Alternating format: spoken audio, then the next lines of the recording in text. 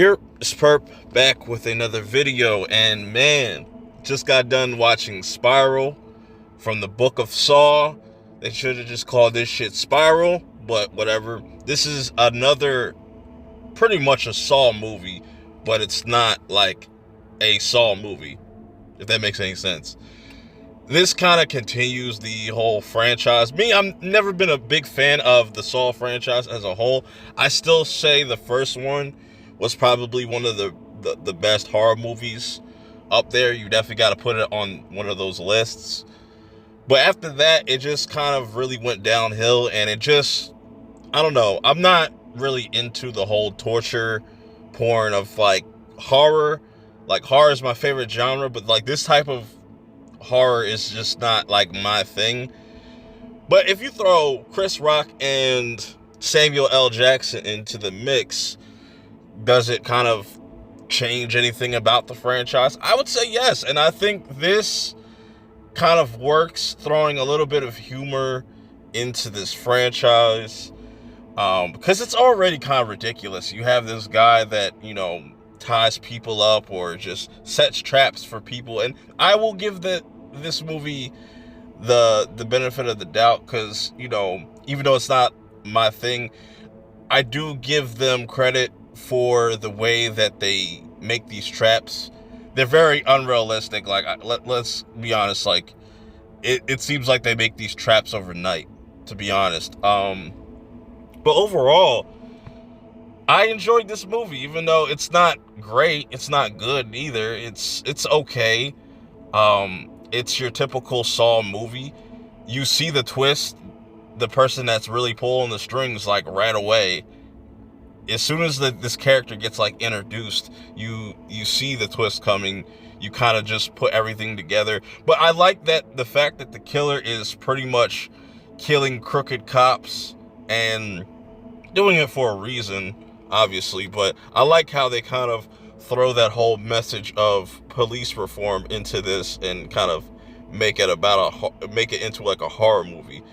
Is it corny? Yes, it's definitely corny at times, but like I said, the standouts for me and what I liked about this the most was Chris Rock's character and Samuel L. Jackson. I thought it was just hilarious anytime those two were on screen, even though it kind of takes you out when you got humor where it probably shouldn't be placed in a lot of scenes. It's definitely a movie you shouldn't really take serious, considering it is filled with a lot of humor. But also the kills, I think, were really creative. Nothing too crazy. Like I said, like, that's why I say it's just mindless violence at that point. At this point, because they are supposedly supposed to make another Saw movie after this. So I'm wondering how that's gonna all play out. What is Chris Rock gonna pop up for that? Because it just seems like this is gonna be a never-ending kind of cycle. You're always gonna have these Jigsaw copycats, and it's kind of played out at this point.